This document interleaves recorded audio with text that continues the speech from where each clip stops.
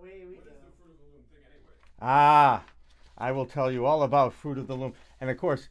You're not preaching about the benefits of it. No, I'm not. Well, no, it has nothing to do with the product. Oh, okay. Even though they are called Everlights, by the way. Mack Weldon's, they got this covered, let's just say. Or undercovered, depending on how you look at it. Anyway, how about this for the length of a website? Everlight underwear from Fruit of the Loom is so light you won't notice it.com. That's an entire URL. That's an entire URL, people. Knock yourself out. It also works. Unless it's .com also works. Everlight. So we got that. We've got what happened in Annapolis. I mean, this world is going nuts, I'm telling you. We're all going nuts.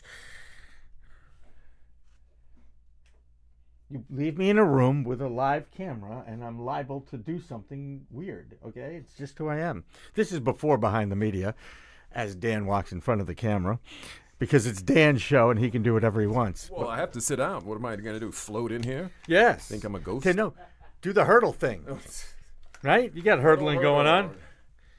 Do the hurdle. The hurdle. Okay. Oh, we have a mic that's up, but should not be. How are you, Jimmy? Tired, but I'm okay. How are you? You know I'll get my well. energy going in the next 60 minutes. You didn't shave today. I didn't. You know what? I didn't. And why? Oh. Why would that be? Why does that bother you? Because it's a look. Because you normally do shave and I don't. That's a good point. But this morning I did and you didn't. Gotcha. Well, you're going on TV. No, I'm not going on TV. Oh, you're not? No. I was supposed to, but I couldn't make it today. All right. Busy. Well, I got to go up to New Hampshire. Okay. Well, which is very cool. Well, it's going to be very hot, actually. Yeah, it's going to be very hot. Well, we got a lot of things going on. Not all of it stuff to smile about. But the first story is disturbing for both of us. But it's something that must be addressed, and we have lots to say. So, with that, without any further ado, hit it, Steve. You're tuned in to Behind the Media. Dan Lothian and Jimmy Young bring 70 years of award-winning broadcast experience to the table. From newsrooms across the country, behind anchor desks and in the field, they've seen and covered it all. And now they are here to take you behind the media. You're going to have to embrace technology. If you're an educator, I'm embracing it. I want you to use the phone to help teach these kids. You don't need to do that. I was covering the president in China, and we did a behind-the-scenes video. This is a gong, or no, not a gong, a bong. A bong. With a B. That's right. I said the gong. Gong is a That's gong right. show. I said gong. Gong makes noise. Bong. Okay. Why is it, Jimmy? Why? Because sex sells, Dan. True, but it's only part of the answer. It is. You have to be more creative now to be able to tell a story, and sometimes it's just a before and after picture and saying which one do you want to be.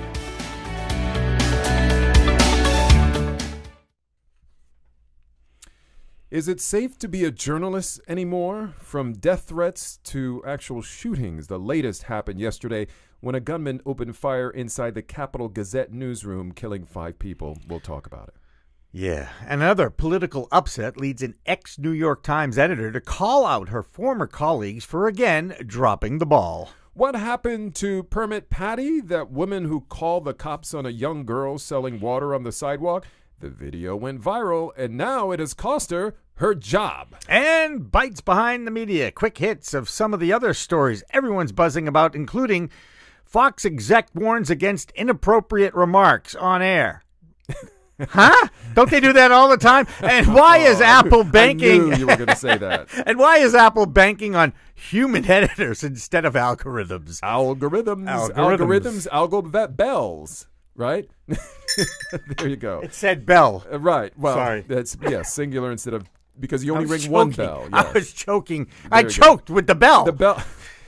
Stand up, stretch, yawn, because we're about to lock you into the best stuff happening in media, and you won't want to get up out of your seat. Greetings, everybody. This is the latest episode of Behind the Media. I'm Dan Lothian. And I'm Jimmy Young. We find the interesting in media so you don't have to go searching for it. Like us on Facebook, use the hashtag Behind the Media to engage with us on Twitter, and listen on iTunes and the CLNS Media Network. Today's episode is powered by Mack Weldon. It's a premium men's essentials brand that Jimmy is giving a thumbs up to and is probably wearing today. For 20% off your first order, visit MackWeldon.com and enter promo code CLNS at checkout. We're also powered by Little Park Media, where ideas come to life, producing corporate videos and podcasts to tell your story. For more, check out littleparkmedia.com or contact info@littleparkmedia.com. So, I said, is it safe to be a journalist anymore? And I don't know that the answer to that is yes. No, I agree. And here is a incident in Annapolis, Maryland, to a local newspaper that I believe has about 25,000 circulation. Right. It's owned by the Baltimore Sun, I guess. It's owned by the Baltimore Sun. And, kind of like in the Boston area, they have all sorts of the community newspaper group out there, right? And what's disturbing is even though it's only 25,000 circulation, it did get to one guy, one very sick man, who is now in custody. And we won't say his name because he does not, at least I won't say his name because it does not... doesn't mean anything to the story. Well, it doesn't mean anything to the story, but I don't want to also give this person anything by identifying. No. And I know this is something CNN had done in the past where they don't give the name of the shooter and, like a school shooting and so forth. But this, sort of the broader implications here, there's this current tone, and I'm not gonna blame this on the president because when people do things, they do it of their own accord. But I think there's been this climate of hate towards the media, towards journalists, the whole fake news wave. Yes. And it's gone from just kind of this funny thing to some really whacked out people out there who feel that they can take things out for real. Right. Now, based on what we know, this does not appear to be part of that whole fake news thing, but this was someone who clearly had been going after the station because he was upset about some of the coverage that they had done in a harassment case. Right. Well, he was harassing a female, online cyberbullying, pled guilty to the crime, and then was vilified by the newspaper and some of their columns in his mind. Right. And he didn't like what some of the columnists had said about him, and then sued for libel the newspaper, and of course the judges kept throwing it out and throwing it out and throwing it out. They didn't give him any, there's no cred to this.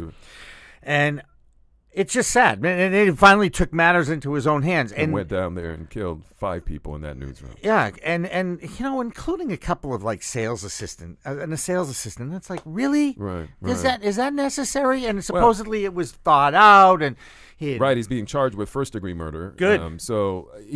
I think he will not see the light of day in a free world again, nor should he. And look, there's a justice system, and everyone is innocent until proven guilty. Well, but this is what we're seeing here is this ongoing, I think, wave of across this country, stuff that we only saw perhaps in other countries where. In Turkey, for example, in Russia, where journalists or newspaper organizations or any kind of media organization, they get blown up, or they get gunned down. Those are the kinds of things that we came to expect many, many miles away from our shores. And now this kind of vitriol is happening here. In a local paper, this was not a major Annapolis is a beautiful town. It's where the U.S. Naval Academy is. I've spent much time there sailing. Yeah, and it's a beautiful area for sailing. I have some relatives that actually have a house on the water that my brother was actually married at.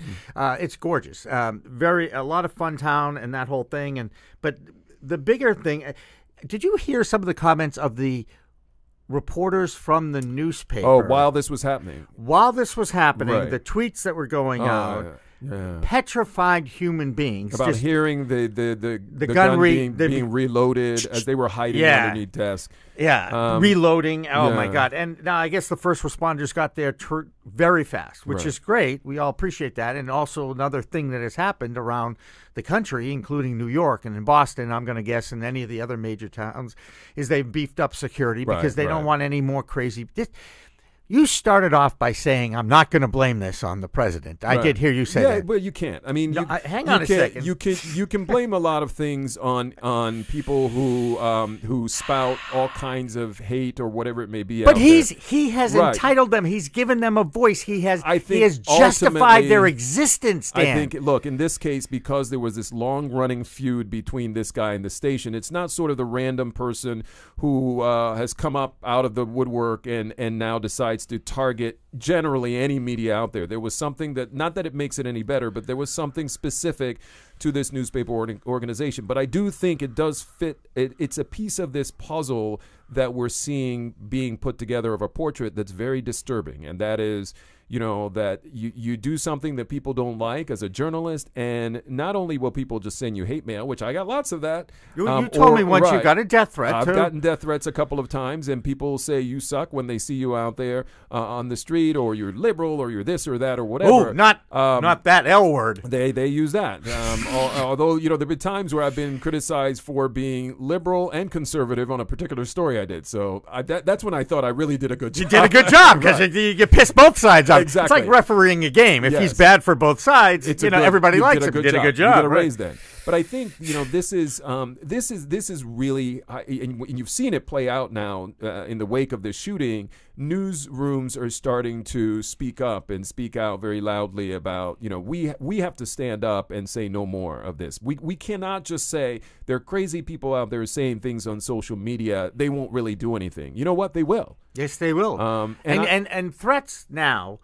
All over this country, especially in schools, unfortunately, are taken extremely seriously. Oh, yeah. It's no longer just, that's just Jimmy, or Billy. Thank you. Appreciate that. Oh, Billy. I've never threatened anybody on a social media like that. But now you have to think, okay, everyone who does that could potentially do something, and you've got to pay attention to it. It's not just a crazy person who won't act on it anymore. And Dan, I know that you hate it when I go here and all this, but sometimes I just wonder what would have happened. Would all of this violence be erupting in this country if the election went the other way? I'm sorry I have to say it, okay, because I really think, again, that you mentioned there's a climate out there. Right.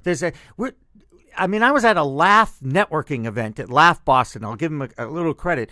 And, I'm like saying to myself, can we laugh about this now? They're very conscious about what they're saying, what they're not saying.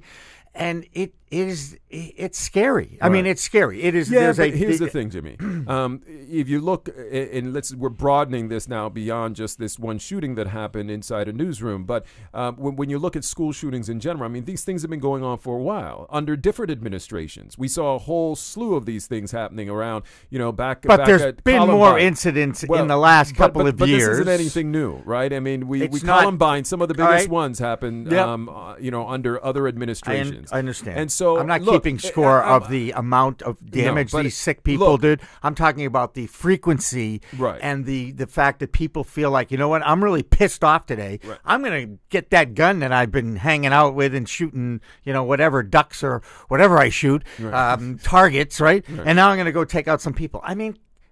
Look, I do agree that there's more. There people feel a lot more empowered to do things that they didn't do before, and I think it's sort of part of this broader cultural shift that we have seen happening now over the past couple of years.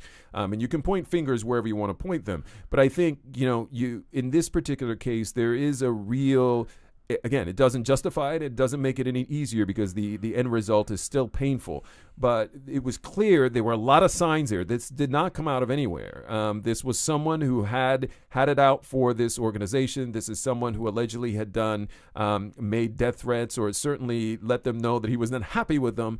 And so this case was really sort of part of an ongoing dispute that got way out of hand, and I think it's tragic. The one thing I have to say, I have multiple things to say, but I think I was when I read about the fact and heard about the fact that the paper went ahead and produced their edition. They were in the parking lot making decisions about what story runs and what doesn't. They went ahead and did it, and that was amazing. Yep. That's saying, you know what, you you crazy people out there who think you can silence us with a gunshot and or stop five. us and intimidate us. We're not going to do it. We're not going to run away from it. And the other part that I thought was pretty powerful too is that the they blank left page, the opinion page, which they left it blank and just put, I believe, the names of the victims in the shooting, and that's amazing. That's like saying, screw you. We're not going to sit here and hide and cower to this coward kind of attitude and behavior. We're going to stand up to it. And I thought that was great. Sometimes when these things happen,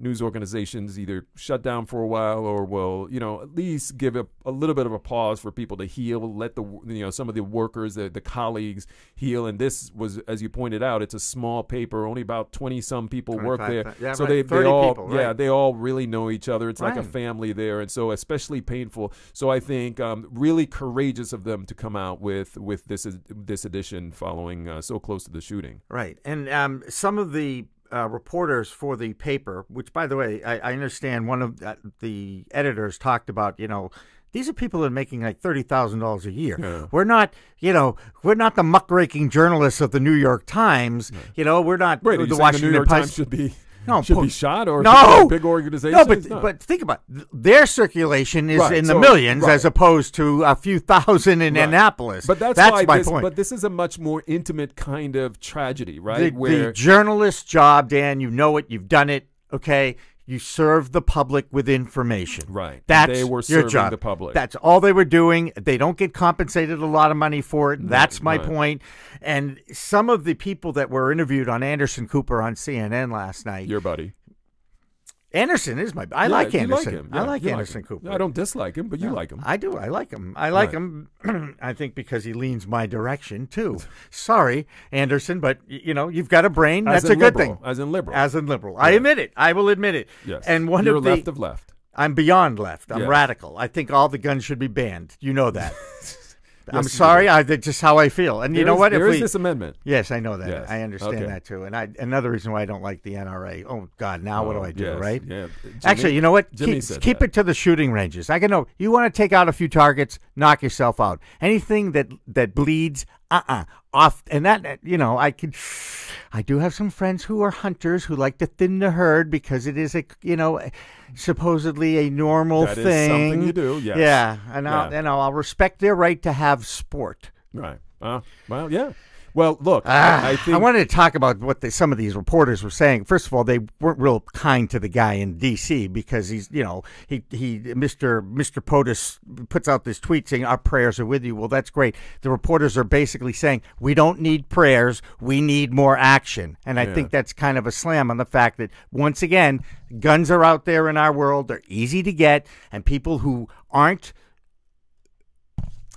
mentally secure, right. okay, are not seeking help. They're acting out. I think, but look, I did a big special on this a couple of years ago, and we often talk about the mental health issue of this, and I think it's important to address it. At the same time, very few of these cases, when they are carried out to the extreme that they are directly related to mental health issues. Mm-hmm.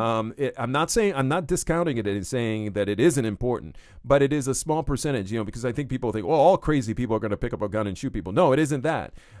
This is a bigger, broader problem. And my problem with this is that we have this debate whenever there's a shooting. Whenever there's a shooting is when you start hearing we got to get rid of guns, or we got to have more gun this or gun that or whatever. That's when a lot of noise is made. What I want to see is an ongoing effort when nothing else is happening, when people aren't being shot in these mass shootings. I want to see lawmakers trying to figure out what to do about this, because nothing is ever going to be done in the heat of the moment. Right? Because both sides are going to be defending whatever position they have. Get rid of all guns. Keep all guns. And so this debate needs to happen when everyone's relaxed, when they're cooler, calmer heads. When will there's prevail. no emotion, which is When there's definitely no what emotion, happens when you grab the reporters from the story, you put them on national TV, on CNN, international TV, CNN, and you get these interviews. But I think it's very interesting because what they're saying, and it goes to your point. So in a week or so, we're not going to be talking about this anymore. We won't. Yeah. Right? So, I mean, what does that say as a society when people die and that's the end of the story? And that's a quote. That's not from me.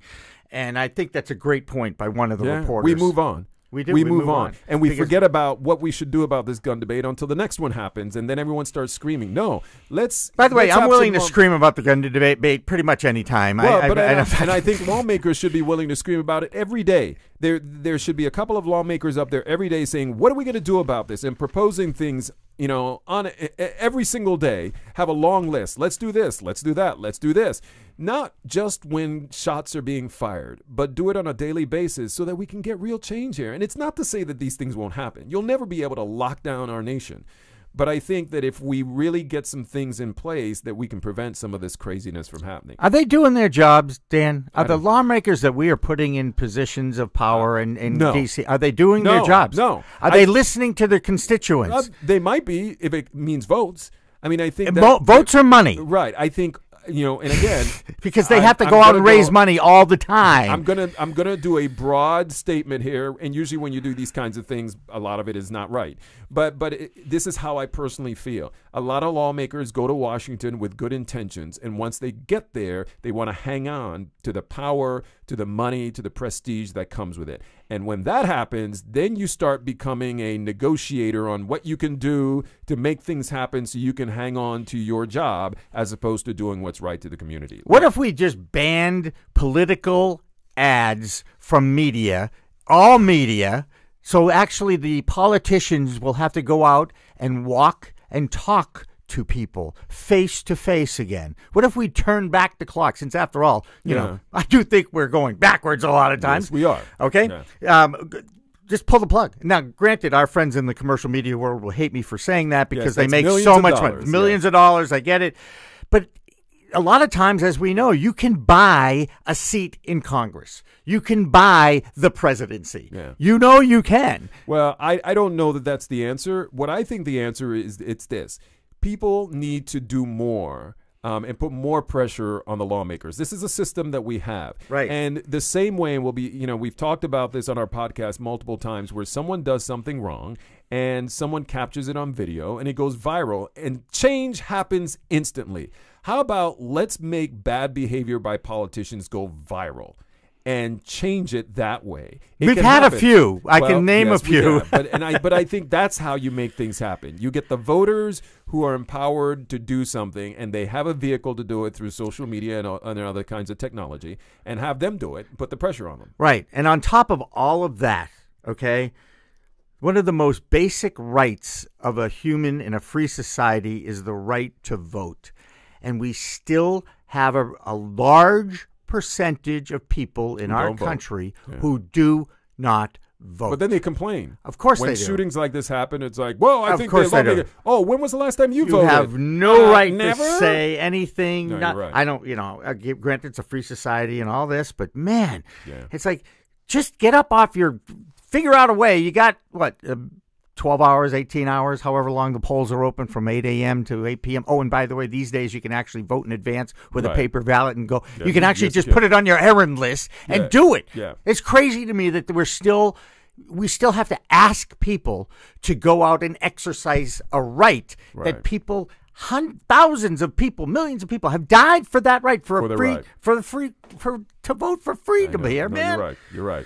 Look, I'm tired of it. As we wrap this up, one of the things that made me really appreciate this industry when we were driving into the studio this morning, I was listening to one of the public radio stations, and they were saying how their newsroom was going to have a moment of silence. On the air. On the air. They were going to have a moment of silence. And I believe this kind of show of respect, support, and honor happening across the country from all media organizations. Just saying, look, together we stand with that newsroom, those who survive, and we're standing with the family members of those who passed away. We're also making a point that this can't continue. We need to do something about it. And not talking about, necessarily the gun debate here, but talking about the lack of respect for journalists. And it really made me feel warm inside, made me feel proud. And although I'm not connected to a news organization, I felt as if I needed to pull over to the side of the road and also join in the moment of silence, because this is an important function of our democracy, is to have journalists who go out, they dig up stories, they shine a flashlight on hidden crevices where cockroaches come scampering out and run away. And then they also can just make you smile and entertain you with wonderful, heartwarming stories. We should have respect for them, not bullets. I agree 100% with you, and I have a lot of respect for how you articulated that as well. Thank you, Jimmy. No problem. If you like this episode, we'd like to hear from you. Like us on Facebook. Use the hashtag #BehindTheMedia to engage with us on Twitter. Have any questions or comments, reach out to us at info@littlepartmedia.com. That's info@littlepartmedia.com.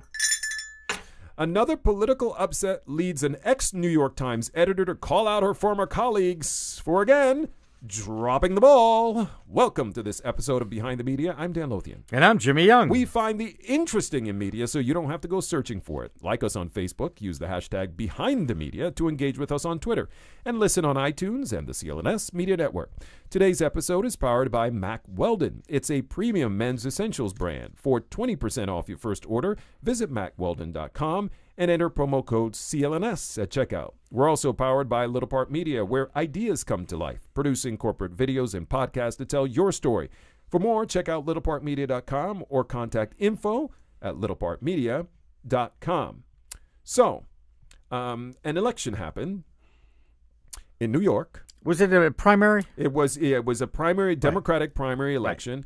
It was in the 14th district, I believe it was, of New York. Mm-hmm. And so you have this incumbent, Joe Crowley, who has been, he's been around for a while. It was fully expected that he was in line to become Speaker of the House, very powerful position, currently held by Nancy Pelosi. What could go wrong? Oops. And what forgot to campaign. Forgot to go out and actually talk to the people that I work for. Exactly. Oh, wait, I wasn't doing my job. And we were going to put him in the head of the... I'm sorry. There is something really wrong in our world right now. Yes, there is. But, that is the political angle of this. I know. The media angle yes, of please this do, because I hate politics. You do? I hate politics. That. I hate politics. I hate politicians. I'm sorry. That's just how I feel. You like to talk about politics, though. Well, you've given me a microphone to do that, Dan, and you get to suffer the consequences. So speaking of microphones, yes, do you know we now have a third voice? No, I did not. We've set it up. What is a hidden voice? No, well, it could be a hidden voice. He won't be on camera, but he'll be heard once in a while. Are you there, Stephen? Steve Helmuth, you there? I'm here. Oh, yes. Awesome. It's really faint. I gave you, from time to time, Stephen, our director, has various different things that he adds. And usually we read his lips from afar here, from where he's at the control board over there. And now we can hear him. Now we can hear him. He's going to be part of the show. Especially, I remember... It was the Tony Awards. We were trying to figure out the origin of the Tony Awards. That's right, and he had the answer. And he had the answer because he is connected online as opposed to us, who are just sitting out here just talking. Without a net. Which, by the way, it's actually pretty good. I'm glad it's there. Let's just say, I'm glad it's there. Holy man. And is the door locked? I just want to make sure. No. No, I'm only kidding. Anyway, so we digress. Yes. So Jill Which is my specialty, I might add. Jill Abramson was the former editor of the New York Times, and she took to Twitter to go after her former colleagues at the New York Times because of this. They wrote a headline, "Who is Alexandria Ocasio-Cortez?" Mm-hmm. And she's this 28-year-old socialist who really shocked the Democratic primary in this 14th congressional district in New York by a landslide victory over the incumbent. And so what she was angry about in putting out these tweets out there is that once again, we're acting the big city newspaper asking this shocking question, like, who is this person? What they should have been saying, this is who she is, because we've been covering her and paying attention to her. And this is what she stands for. What she stands for. Exactly. But that was kind of a setup. It was almost the same kind of thing that happened with Donald Trump. Now, you weren't asking the question who he is, because he was a reality TV star. We knew who he was before. But I think the same general question was asked in the form of, how did this happen? right? Where the New York Times or all the network newscasts were saying, how in the world did this happen? And then there was the criticism of the media, journalists specifically, that they were not paying attention to the sentiments, the moods out there across the country. They were only tapping into this formula that they typically do. Let's go to our battleground states. Let's talk to our state Democratic or Republican heads, and then we can just decide this is what's going to happen. Why? Because it's always been that way. And in fact, they were wrong, many, with what happened in the presidential election. And now it happened again with this big upset in this race that many people probably weren't paying attention to. But it is at the heart of a problem that hasn't been fixed. Paying attention. Didn't I just rail about that? Yes. If you have an election in your district, don't say, oh, somebody else will vote. We'll get the same old, same old. Go and vote. Yes. Okay, people die for the right to vote, But Dan. it's not that people aren't voting, Jimmy. It's in this case. In primary election? No. When was the last time you voted in a primary? But this story is not about the fact that people didn't vote. I understand. It's about the fact that journalists didn't realize who people would be voting for. Correct. They just assumed, they went along with assumptions that you have this lawmaker who has been in there for a while. You have this lawmaker who is right there about ready to be elevated to the most prestigious post for Democratic Congress people. And so what could go wrong? And that's something that has to change in the way that we report stories. We can't rely on formula reporting. And that's why I applaud what Jill Abramson said here in going after her former colleagues. It's like, didn't you guys learn a lesson? You gotta go to flyover country, which for those of you who don't know, typically refers to the middle of the country. You're flying from the west coast to the east coast. You mean the people in the middle of the country actually exist and they matter? And they matter. And we fly over them they have all votes the time. Too. They have votes. And I bet they actually understand the importance of it too. And they do. And there are a lot of small communities that But this was the 14th congressional district in New York. It is. But still, it is part of, when you look at just the way these kinds of things are covered, they are typically covered as in, this person should have no problem winning again, as opposed to, in any election, anything can happen because it's not controlled by the newspapers or by the politicians themselves. It's what the voter decides to do when they go into the voter booth or box or check in their home or whatever they do, or click here or whatever it may be. That's the ultimate decider right there. And that's how we should be covering these stories. And are journalists lazy, Dan, for the most part? I mean, people, is that human nature? Is it to take the shortcut to you kept using the word assume. Right. And I had a news director once tell me, that Go ahead cliche, and say, right? It is. What people who assume are, Dan? It means it makes an ass out of you and me. Exactly. I've heard that before. Many times. It's a cliche. It's probably beaten. It's why it is a cliche, because it's beaten to death.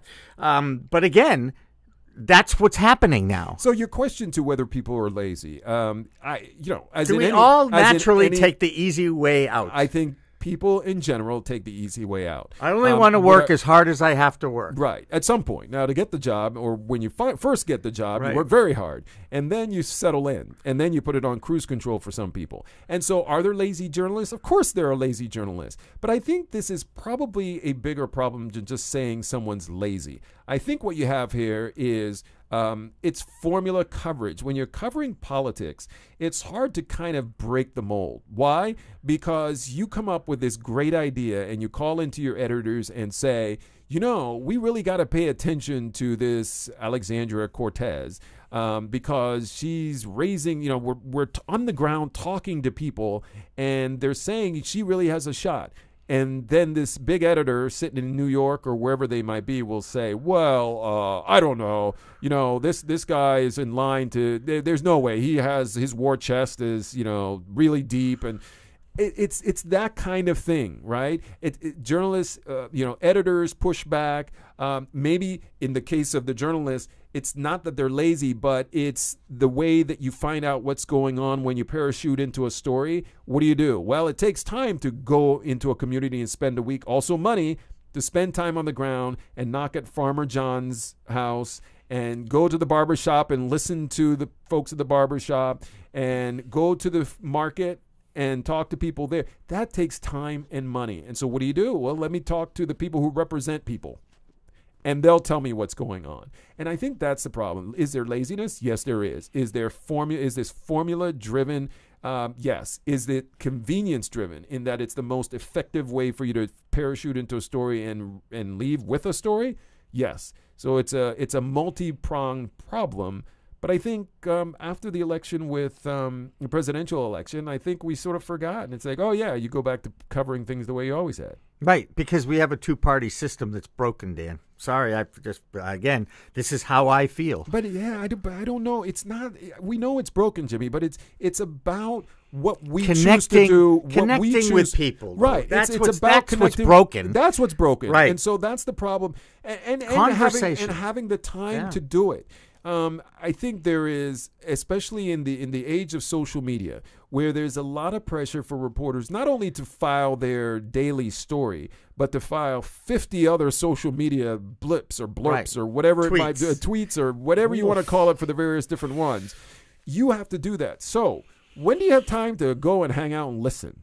Or do your job. Go out and listen and react and talk to people so that you're actually reporting on what's going on. Right. So the way that you do it is you go to your Rolodex or your contact list in your smartphone and you call up such and such a person who heads the pollsters? The pollsters. It's the person who represents a think large tanks, group of people. Lobbyists. Yeah, it's people who represent people in some fashion. Whether it's the person in the town who is the council member who kind of has always been the person you go to test the pulse. Can you name? To take the pulse. I'm going to put you on the spot. No, I can't. I know one in Needham just because I know him. Oh, okay. What, who my local politicians are? Yes. Yeah, but that's unfair, Jimmy. Well, not sort of. Yeah, Yes. it goes to my point, Dan. No. I mean, sometimes it goes to your point, actually, is what I'm actually trying to show you. That nobody's reporting on them. That nobody's reporting on them. Right. Well, little community papers do report on it, but you're right. I mean, you can't report on everything, but I think when there is a big race where there is someone who's well established and does draw a lot of attention, so the incumbent had a lot of attention, then you need to pay attention to someone who potentially could knock them off. And to your question about, do I know these people? As you know, I was commuting to Washington for a long time. So much of my life was, even though I was living here, I understand. Much of my life was spent outside of the area. Good explanation. And so, yes. but that only works for like another 6 months. And then after that, I've been here long enough. Yeah. But again, and you have 2 kids in the public school system in the town that you live in. Yes. At least that's usually what happens. Right. Well, and you pay tax. Although you could send them to another. Private school. You could send them to a private school. Or I could send them to a public school in your town. Because your town has one of those things where you can send kids to your town. Oh, yeah. We have an open enrollment, I think it's called, from every city in town. Especially if you're a sports thing, they'll come after you. Wait, come on. Let's not get into that. Okay. But you're right. You have something. You have open borders. Open borders. That's where I was going. I knew there was a way to pull this around again. What's an open border? Oh, wait. This is America. Oh, wait. This is America? There's no wall between your town and my town. No, there's not. There's a great rivalry, though, as you know. Yes, there is. Oh, man. Anyway, good stuff. But I think it's a wake-up call, hopefully. Do you think? We had a presidential election. A lot of people don't vote only in a presidential election. Right. And maybe it's time to actually vote in all elections. Oh, it is. And maybe they can give you a tax credit to motivate you to do that in your town. I'm looking for answers here, people. I don't know. Ain't going to happen, Jimmy. I know. Okay, ring the bell. Sorry. Yes, sir. No, not yet. Oop.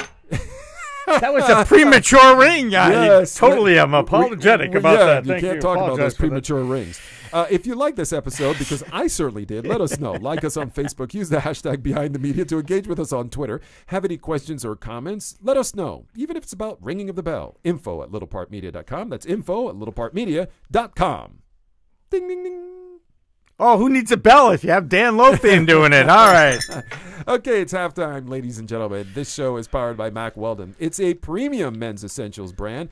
Jimmy. That is so comfortable. Yes. I really don't feel like I'm wearing anything at all. Oh, now, that's a little pornographic. But by the way, it's not pornographic. It takes 2 to hand. Let's just say. We can hear Steven. He just cracked He's up. laughing now, right? He's laughing now. You hear that little. The 20-year-old in the other room is laughing about that word. He yes, all right. But I'm glad during our last discussion, our last show, you talked about how you would try to rotate your undergarments. And I have now identified my favorite pair of underwear. That's right. And I have to ask you, Dan. What? Do you have a favorite pair of underwear? Yes, I do. Isn't it weird? Yeah, that is weird. But I do try to just rotate feels, them. I try to you rotate them. You have a rotation. Yeah, you do have a rotation, yes. And sometimes some are benched for a while. For whatever reason, I'm not sure why, but sometimes they get benched, but then they get rotated back into the lineup. That's right. Anyway, whatever you are wearing right now, Mack Weldon is much better. Mack Weldon believes in smart designs, premium fabrics, and simple shopping.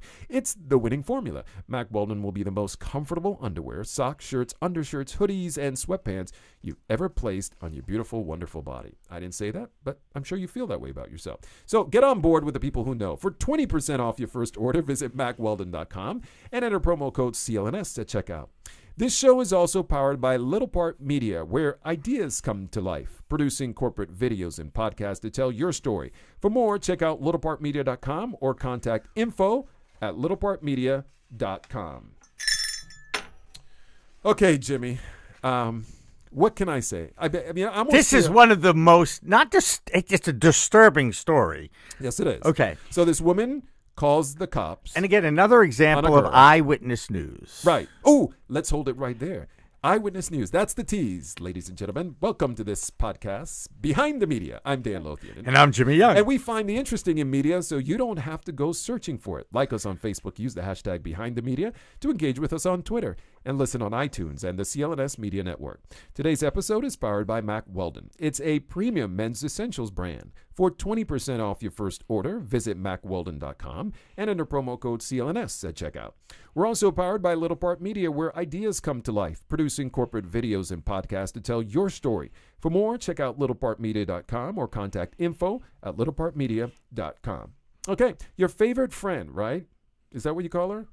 Wait a second. Wait. No. Permit Patty? Why? Yeah, Who's Permit my Patty. favorite? It's not my favorite friend.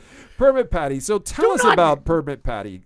So you teased us a little bit about her. Yeah. She's walking down the sidewalk. There's a little girl who, by the way, here's the backstory. Did you know the backstory of this?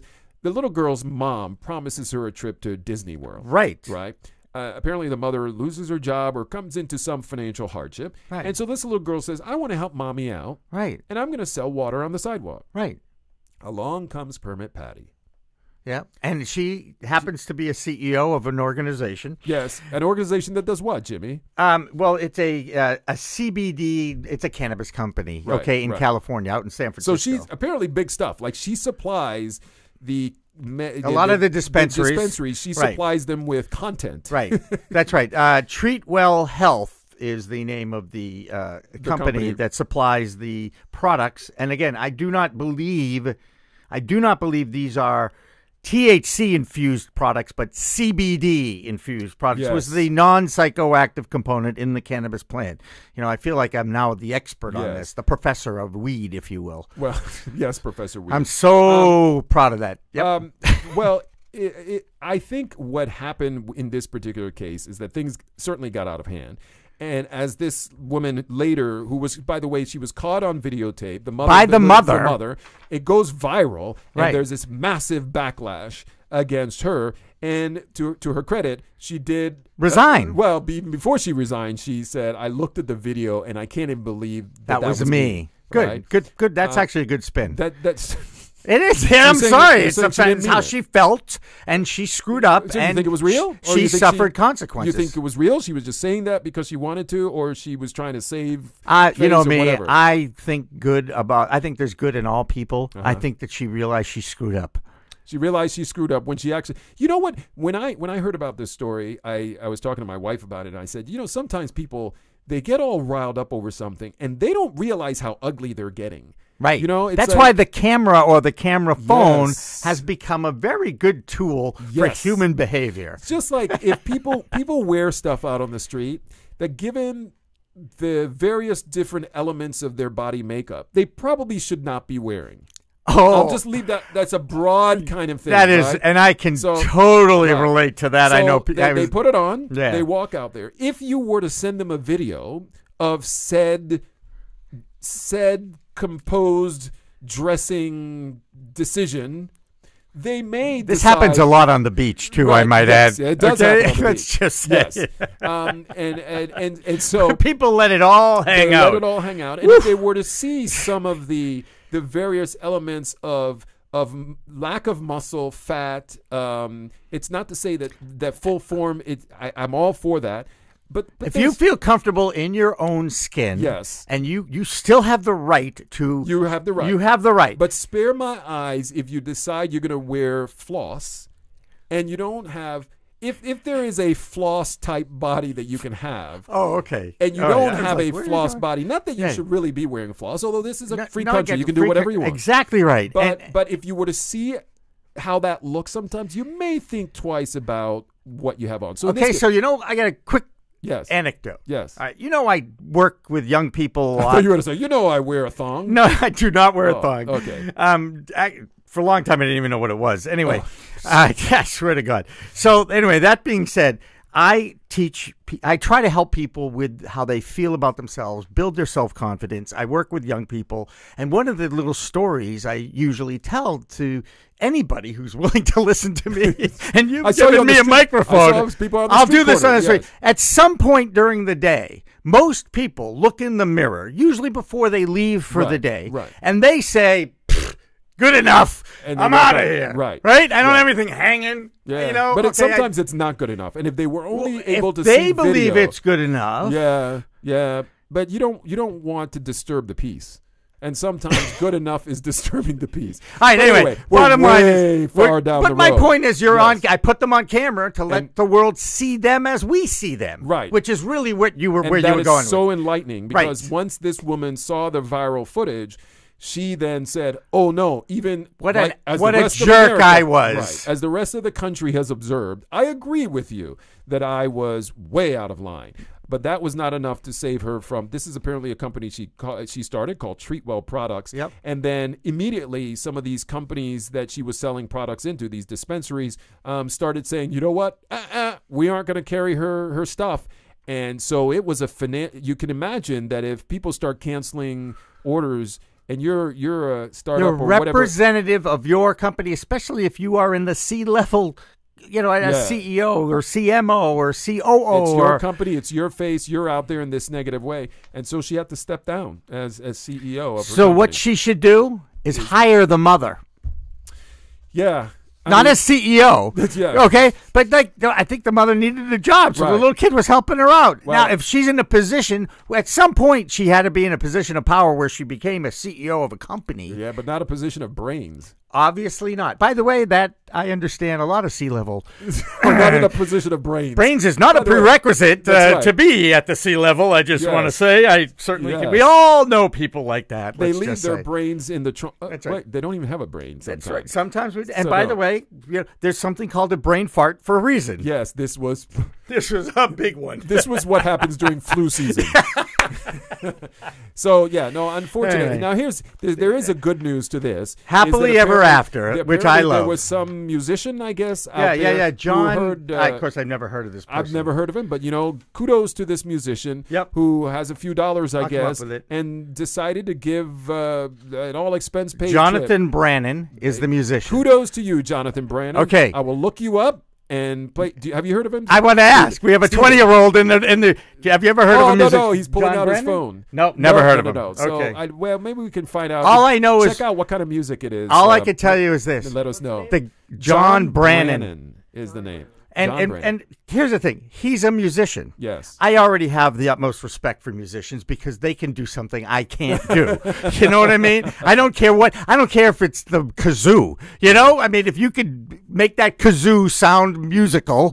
I can do that. You can? I can. I may have to call you on the carpet one of these days I'm going to bring in an instrument. Maybe I'll do like the instrument of the month or something, and I'll play a note or something just to show you I can play a note. Okay. On one of these. But I don't need the note. Oh, you want to hear a song? Or More cowbell. We need more cowbell. Sorry. So, before we go, there is, and Are we going already? No. Well, with this one, but sorry. Not leave completely. Okay, this is the end of this episode. Right, yes. but I think, and I should have said this earlier because I then pivoted us to the good news, which is the family is going to get to go on this trip that sparked the whole thing, and maybe this was all part of a marketing ploy to do that. Who knows? No, I'm just kidding. Right. But this isn't the first time now. We've seen a number of cases where people decided that they were going to become the police for seemingly random things, such as a family. There was a case of the family that was in a park having a picnic and called the police because they didn't like the fact that this African-American family was in a park.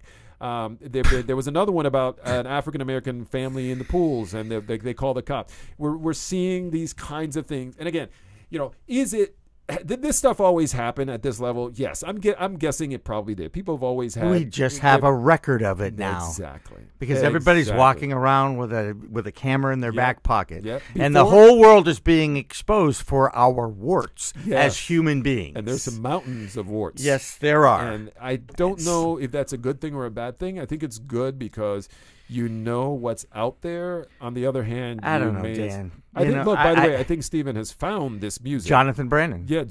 Tell us about Jonathan.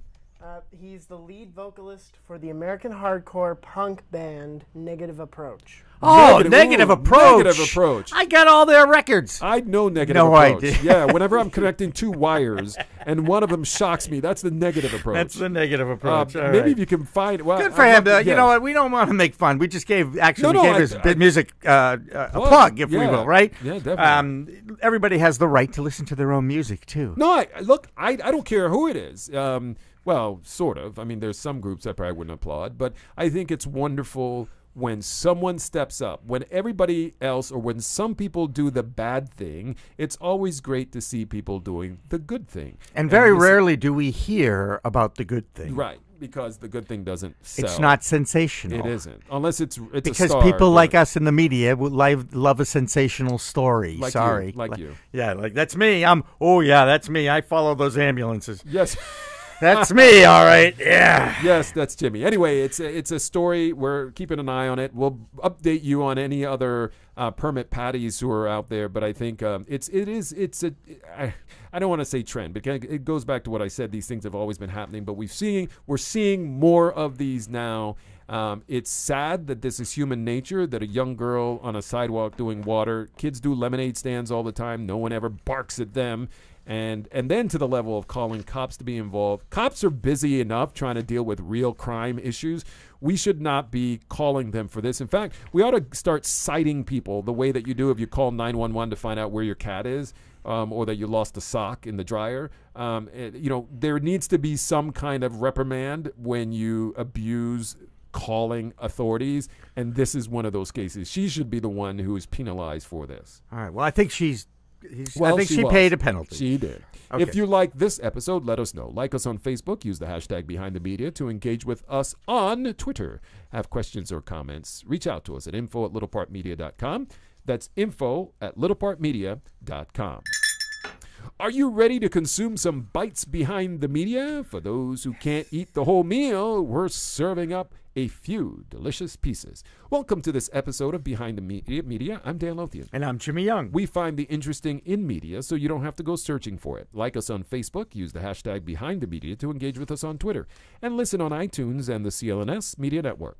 Today's episode is powered by Mack Weldon. It's a premium men's essentials brand. For 20% off your first order, visit MackWeldon.com and enter promo code CLNS at checkout. We're also powered by Little Part Media, where ideas come to life, producing corporate videos and podcasts to tell your story. For more, check out littlepartmedia.com or contact info@littlepartmedia.com. Okay. So, Jimmy, this is where we tick through a number of different little like stories. This first Interesting. One. I love the inappropriate remarks. Yeah, so Fox News, they warned, there was a memo that went around. Now, there have been a number of things, Laura Ingraham and others have said some disparaging things. Which media company do you think leads the league in memos, internal memos about behavior? Yeah, I think I'm just saying. Well, or lack thereof. Or really. lack thereof. Because some would say that they haven't been sending out enough memos, and that's why some of these things are happening. But anyway, they sent this memo around that says, look, this needs to stop, and the producers and others at the network, when these things happen, they need to speak up and put a stop to it, put an end to this kind of behavior. Language based. Right. Pretty much saying something inappropriate, or it's not just the host saying something inappropriate, but also if you have guests on, you have commentators or others who say something inappropriate, then it is the responsibility of the producer or the responsibility of an anchor or somebody needs to speak up and say, I want to say, I'm making it up here in terms of what you should say, but it's, we don't, that's not how we speak here, or this is our policy that we don't go down that road, whatever it may be. You just can't be flinging dirt all the time without having. Have you listened to sports talk radio in the last 4 or 5 years, or Barstool Sports, or any of those horrible whatever? They have made dirt look like clean laundry. That's right. Yes, they fling it all the time. So anyway, that's that from Fox. The decline of the English language is upon us. Does this have to do with brain hacking at all? No. Oh, okay. Not yet. Just wondering. Not yet. Okay. Why is Apple banking on human editors instead of algorithms? Now, this is kind of interesting.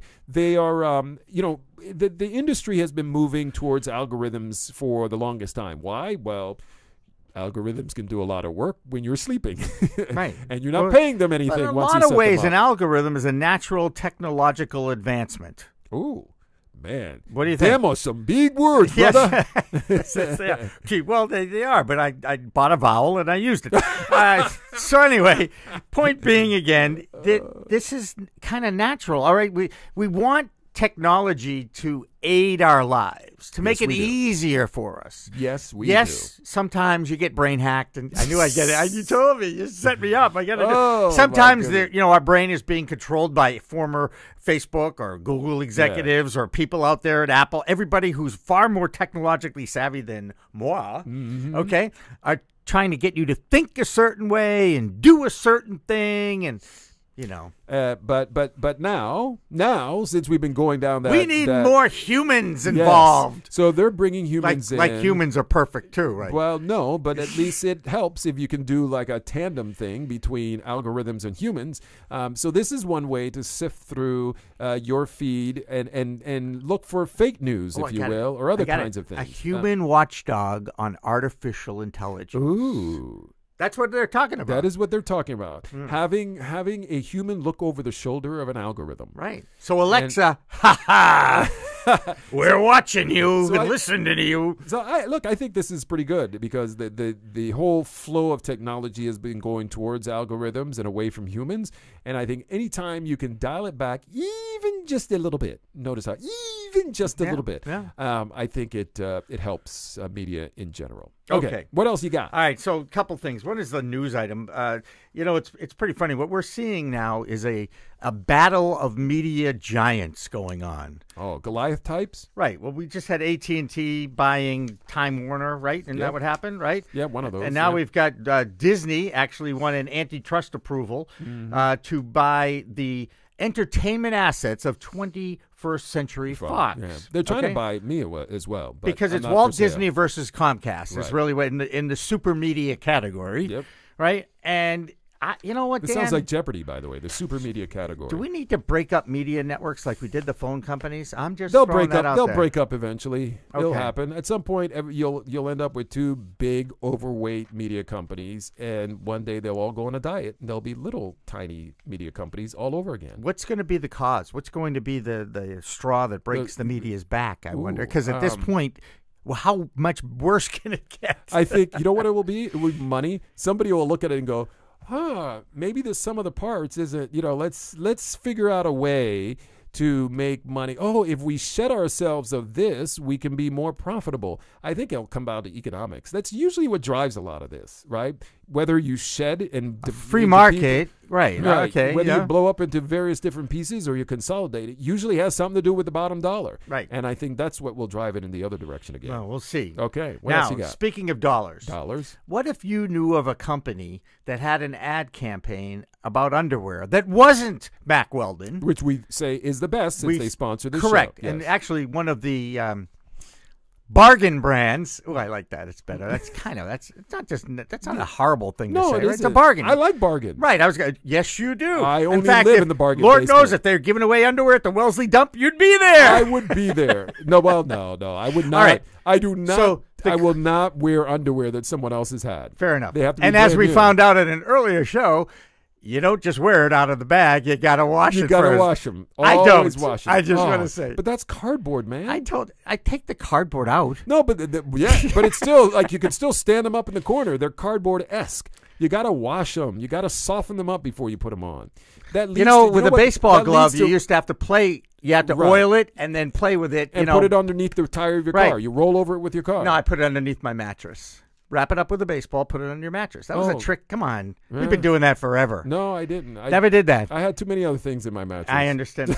I don't need to know. Whatever that means. Right. Whatever So that means. Fruit of the Loom Yes. has a creative group called Crispin Porter and Boguski. Okay? So I like this campaign. Say that 3 times. So basically they have our underwear is so light you'll never notice it. Mm-hmm. So that's their campaign. You'll never notice it, right? So they put up a poster in New York City that was 4 feet tall, 3 feet wide. It's on various and millions of people walk by this. And I never pay attention to any of that stuff. Correct. So I would have been Correct. out So of they luck. set up all sorts of hidden cameras on these posters and props, right? They hid stashes of this Everlight underwear and $1,851 in cash. The significance of in that each number. one, or that was No. a total that was scattered around. Behind the posters. And At, if you at read each the one, there was $1,800. a few times. Oh my Okay? goodness! A few times. Man, I'm going going to to start checking out every poster from now on. Exactly, and read the fine print. Because in that fine print it said, if you punch this poster, on the other side of this poster will be cash. Six Interesting. They punched it. people noticed that anything was strange here. I want to interview those 6 people. Yeah, well, I'm going to show you the video after the show Okay. because it's really priceless. The guy punches the poster, and he opens up, and you see his face. Right. He's like, oh, my God. There really there's is cash. in here. What the hell? I read the thing, and now I'm going to get some cash. And I think in a That's lot of good ways stuff. that shows a lot of – did they get enough publicity You're to talking about justify it? Yeah. Right, I agree, because It's I only think it was a 18 brilliant Usually campaign. they pay hundreds of thousands of dollars for campaigns, so Right. what's another $1,800 or Right, whatever? and again, it just goes to show you how much do we really notice What's the going on? signage around us? No. How many times have you walked down the street? How many people, percentage-wise, have the earbuds in now? Between earbuds and looking down, I'd say it's more than 50%. Oh God, I think it's closer to 70. 75 or Yeah, I think you're 80%. right. Don't you? I I think mean, you're right. Yeah, they're all distracted. And by the way, as the age group goes goes down, down, it will be the more. percentages go up. Oh, so yeah. there are people, they're tuning out the world Yes. by going into their own world. Yes. By the way, I want to create some sort of app that alerts you to things around you while you're walking. Like that the will- beep, beep, beep thing. Yes, like in exactly. the car. Have a human beep, beep, beep, beep. We're going to beep, have to do that. We're or getting everyone's- closer. Beep, beep, beep, beep, beep, Because I think one day You're everyone going to bump will into do- me. The entire millennial group now Yes. in 20 years will die because they'll all just walk out into a major highway and get run over. Or into a manhole ditch. cover that's Exactly. open. So there We've needs to all be seen something. that. Yes, we Public have. fountains. Yes. I look. But I just find it fascinating that someone walking down the sidewalk not only stop to read the thing, but the fine print. Like, not just Right. look at it in And general. it's fine but print. It was really, really like, fine who print. does that? Yeah, who has you're the right. time Well, to read 6 the out fine of 10 print? million. When noticed it. When was the last time that you read fine print in a magazine, let alone on a street sign? Like when it says the stuff at the Right. Do you ever read? First of all, the disclaimers. I must say, disclaimers. it's hard for me to read it first. Well, that's 'cause another it's so thing. Right? small. You I immediately can't see take it. out the older You take out- generation take who out the can't glasses. read. I'm looking That's at it. right. It's You like, can't wait, see it. hey, Right. Mildred, What- did you what buy? did it say? Do you have the CVS glasses so that That's I can right. read what it says here? Yeah, no, it's 6 people noticed 6 people. in the city of New York. That's brilliant. It's very interesting. And I guess there was one guy who actually saw it, went away, and then came back to see if it was still there. And sure And it enough, was he's there. like, yeah, you know what? I'm going to give this a shot. He opens it up. And there's the money. And there's money, or there's, free underwear, Yeah. which is worth getting to. Right. Of course, you got to wash it first. I Yes, know. you always have to wash Yeah. it. Anyway, that's kind of a way that people now. How do you get to people? How do you, if you're an advertiser, if you're in a brand, if you're a creative, how do you get your message out? Now, granted, I'm hoping that there's somebody walking down the street right now listening to our podcast, but please glance up. Yes. Just to make sure there's please, not a Mack truck coming across when you're crossing the street, or you're walking into another human being. Right. But go ahead and embrace a Mack Weldon if you see that. Yes. Because that would be good. Well, it's Not certainly a Mack truck, step but a Mack above Weldon. that other group of Yes. Definitely. And please don't go around just punching random signs, because there is an $1,800 behind every sign. Right. No, look at read the fine print before you punch the poster. Well, if you read the big print or the fine print, or listened to the big print or the fine print of our podcast, thank you so much for joining us. We know you enjoyed it because we did. Like it, share it, keep listening on iTunes and the CLNS Media Network. For our director, Steve Helmuth, shout out, please. Hello, everybody. And our producer and he's social so media. happy to have a microphone on, isn't he? He's saying to himself, oh, the show's over. I'm so happy. And social media guru Alex Barth. I'm Dan Lothian. And I'm Jimmy Young. And now you know what's behind the media.